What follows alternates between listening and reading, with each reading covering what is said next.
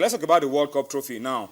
The World Cup trophy is going around, but I don't know whether people are having dreams that this trophy could be in Nigeria after the World Cup in Brazil. I don't know. Dreams are made of stuff like this, guys. I don't know whether you guys are seeing what I'm saying. All I can say is that if you're a contender, you can be a winner. It is only those who qualify for a competition that have the chance of winning it. Once you don't qualify, you don't even figure in the equation. Nigeria has as good a chance as 31 other countries. Who is that lady? I think that's the wife. I think the trophy is in the United States of America. Of course, it is in the US. Mr. John Kerry Yeah. there. I don't know who the lady is, probably his wife or something. But it's been unveiled in the United States of America, and the Secretary of State to the American government. Yeah. And I think Government reception for the World Cup trophy. Anyway, let's listen to what happened when the trophy landed in the US. We'll come back for more on Sports Tonight. This trophy, which the Vice President and I will have the privilege of uncovering shortly, represents the shared hopes and dreams of billions of people around the world. You know, we have our Super Bowl, we have our World Series, we have the NBA Finals, we have March Madness, but my Lord, it is nothing quite like the World Cup. And it not only brings country together, it generates a sense of enthusiasm that's hard to believe. I mean, aptly put. You just said it. You can have a lot of tournaments, nothing compares to the World Cup. I think that is it. He just said it. He talked about the Super Bowl, the NBA Finals, the playoffs, and all that. Those competitions or those sports are just for the United States of America. But the World Cup, they come second to football. to football. You know the interesting thing about it, a lot of people don't really understand that soccer, as it is called in the United States, is actually the #1 participation sport in America. A lot of people don't know that. More people play soccer than they play basketball. I mean, basketball or baseball, is just 5 aside, American for God's football. sake. It's just 5 aside. But you know, what I mean, Football is 11 it's aside. so bad that, you know, And you can make 3 changes. there's an American have more saying that football teams if than you drive basketball a minivan in America, you are known as a soccer mom. I mean, there's a whole generation of people who are known as soccer moms or soccer dads. So, Anyway, let's come down to the lowest level of football in Nigeria, the grassroots. Let's talk about the under-17 boys. Today they had a friendly at the Agege Stadium. We wanted to get footages for you. I mean, we just couldn't do it, but no excuses. Next time we'll try to do better. But watch out for it. The Golden Eaglets against the Pepsi Academy. What can you see on the screen? 1, 2, 3, 4, 5, 6, 7, 8, 9.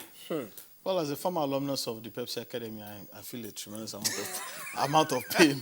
but you have to understand that these are the Golden Eaglets are supposed to be the agglomeration or the greatest collection And of as the assemblage of the best players at this level. So I think there is no shame for in losing 7-0. Well, yeah, maybe the scoreline is a tad heavy, but I mean, these are the best youngsters in Nigeria as at today. Anyway, for me, I don't want to read too much into the the Golden scoreline, Eaglets. yeah. We've seen the Golden Eaglets get to the highest level possible at this stage. They've won the Under-17 World Cup. We've won it several times. What we want to see now is a structure that helps us to keep churning out the best players at this level wherever they are found in this country. That's number one. And then players who will play 15, 20 years of Exactly. football. So for me, this result, yes, good. Aminike doing a good job with the team. Fantastic. But, I mean, what else do we want? We've won the World Cup so many times. Let us see structure. Yeah. Let us see progress. Let us see a lot of these guys. conveyor belt that we Yeah. keep talking Conveyor Basically, belt. what you're trying to say is that we want to look at the long run. We don't want to see Not- it as the yeah, short run. yeah, thing. we've won the World We've won Cup. the World Cup like 3 times. Yes. So and we've gotten to the final like how many times? So let's just get it a straight. structure Exactly. that keeps us churning our talents at this level so that these guys will feed the under-20, feed the Olympic team, and more importantly, ultimately. feed the Super Eagles and then make us world champions. If we can be world champions at under-17 level and then we push it, become world champions at under-20 level and then we push it Olympic level, what stops us from being world champions at the senior level? That's what we want to see. And basically, we want to see some of these guys, like 70% of them play at the to 2022 highest World level, Cup. Highest level. All right, just to remind you of the game currently going on at the Emirates. 73 minutes of football played. Arsenal living very dangerously. It's 2-2-1. to the Gunners. I don't know if the Gunners are still interested in finishing in 4th place or they just want to win the FA Cup. But as we speak, it's 2-1 to Arsenal, 73 minutes of football already played. Let's see how that pans out at the end of it all. Okay, let's go on a break. This time, domestic football, and we're bringing you highlights of what happened at the Akure Township Stadium. It was a massive encounter, 5-goal thriller, dramatic game. The reason why you and I should love the Globe Premier League. Exciting football, top quality teams, Sunshine Stars and Warri Wolves. Sit back, enjoy this highlight. When we return, we'll excuse Cosmos, and then Dumnodi Okonta will be joining in. We'll take a look at domestic football, the Globe Premier League, the Nigerian National League on Sports Tonight. Of the Nigerian Professional Football League. Sunshine. What a beautiful it is. What a stunner. An unexpected goal, ladies and gentlemen. Warri Wolves are just taking the lead. And let's do a bravo. James along to the area, he had that connect for Sunshine Stars. And about ready, what a goal!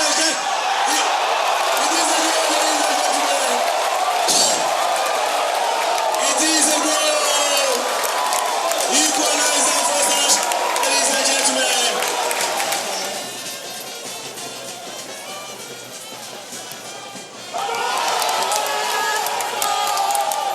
Ladies and gentlemen, another goal for Warri Wolves. From the dead ball situation of Warri Wolves, this players will this time around, Sheon Olulai, sporting jersey number 6. Yaya Ojo jersey number 9. The chance now.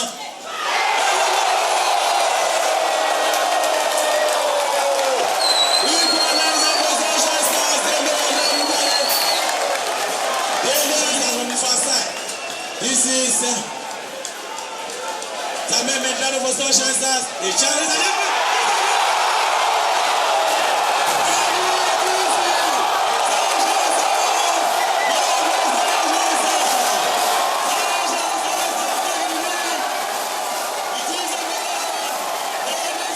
Sunshine Stars.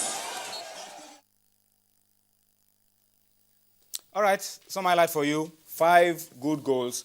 Although Warri Wolves complained about that game, but when we got the footages from that game, I think all the goals from our position, I mean, it's only when you are running the lines that probably you can see a lot better, but they look like good goals. 5 beautiful goals in that game, but Warri Wolves complained bitterly. And interestingly, the referee is a reverend father. Is a reverend father, and this is From Anambra. from Anambra State. So I don't know, Reverend Fathers, I don't know. For me, I think I can't say more than that. Let me just leave it there. Are you going to accuse the cleric of... I don't know what to say, Okay. but let's just leave it there. Dumnodi, welcome to the show. Where do we start? Let's start by telling you that there are going to be rescheduled games in the Globe Premier League.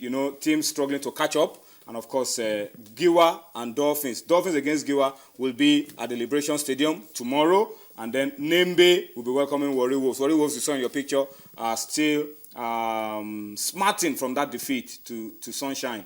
And they will want to make amends. For Nembe, it's not good so far. They've been struggling. They've lost all their games. And they need to quickly wake up, because I don't want to see this team go down just like that. I hope they can wake up and give a fight in this game in Omoku. Let's go to Kaduna Dumnodi and what's going on? Ben Drumlong. Yesterday we were talking about the fans of Kaduna United assaulting the coach. Today it's suspension for the coach because they drew at home to Heartland. What's the story? Well, he's been suspended. The management are still not comfortable with the kind of performance we're showing at Kaduna United. They played the 1-1 draw against Heartland at home. At home. So, but there are two sides to the story, and maybe we'll get to get a full blast from the story from our friend. Mohamed Sulaiman. Okay, I don't know if we have Mohamed Sulaiman, our good friend, on the line from Kaduna. If Mohamed is on the line, we'll take him now and let him give us an update on what is going on in Kaduna. Mohamed, thank you for joining us on Sports Tonight. Thank you very much, BJ.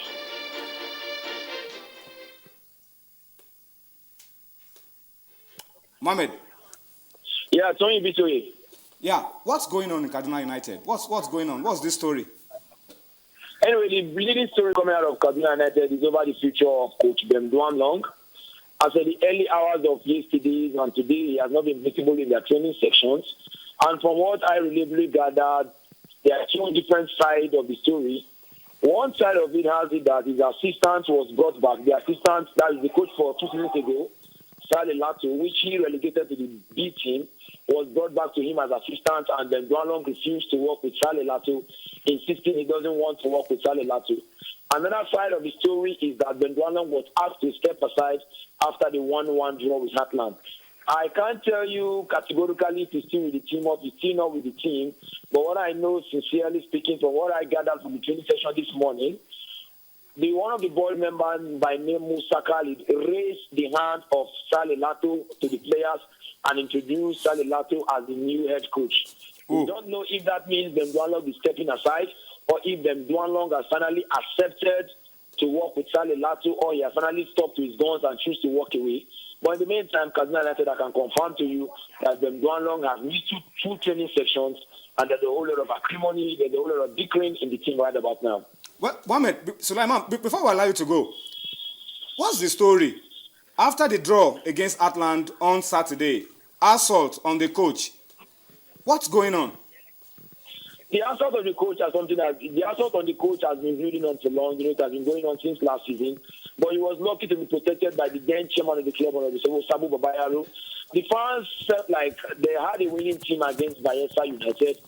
And then he changed the winning team when they were supposed to play against Heartland by dropping 3 players from that very squad. That didn't go down well with the fans. But I think the violence is something that we should condemn roundly. And I'm surprised that the LMC are here to even take a stand on the harassment that was meted out to the referee, even though unconfirmed report has it this evening that the team might be banished. Because the referee, the AR2, was actually assaulted. He was assaulted. The coach was not just assaulted, he was beaten up. He wasn't assaulted, he was beaten up right before my eyes. Okay, that's a senior degree of assault. Well, and of course, because the reports were conflicting that one of the officials was also beaten, but you are confirming it. You were at the game. The assistant referee was also touched in that game. Yes, and I'm surprised there was nothing because even they themselves were actually expecting a heavier fight. Surprisingly, I think one of the members of the LNC, Shehu Diko, was there as well. He was putting on a white short over some white pants. And I remember he was saying in Hausa language that he doesn't care if they get banished. That why should they hit the AR2? So I'm surprised that nothing has been done about it. I'm surprised. Well, what is going on in Kaduna, Sulaiman? You are there. The story around a National League side as well. Referees assault. Is Kaduna becoming unsafe these days? It's not really becoming unsafe, but you see, the one against DSS and Jigawa United is one that it's a shame that something like that can happen in Nigerian football. Live on audio and AR2 confessing he was giving money, 50,000 naira. The money is still with the police. The referee was tricked. He was with the police. The man that was supposed to give him the money, the officer of Jigawa United, never knew he was with the police. He called the referee to come and collect the balance of his money at Hamdallah. All of the money, all of the text messages, everything is still with the policemen as exhibit. Well, it was an eyesore. It is a shame that this can happen in Nigeria in 20th century. We're talking about football in Nigeria. Glaring, with money in their hand, there were snap photos. The referee, the AR2 confessed he was begging they should save his career. Everything on tape. Well, Suleiman, we are going to focus more on that issue maybe tomorrow because we are also trying to get evidence and try to get a lot of materials together on that issue. But in case you don't know what Suleiman is talking about, the audio part of the referee of the AR2 confession, confessing to collecting bribe. We're talking about assistant referee in a National League game between Jigawa and DSS of Kaduna. Assistant referee confirming that he collected bribe on tape. On tape. I will send you a copy of it through your email tomorrow. You will hear the audio confession of the AR2. Well, that looks like we are unearthing maybe the biggest scandal around Nigerian football, this time with evidence. Mohamed, thank you so much for speaking to us. We'll get back to you again on this matter tomorrow.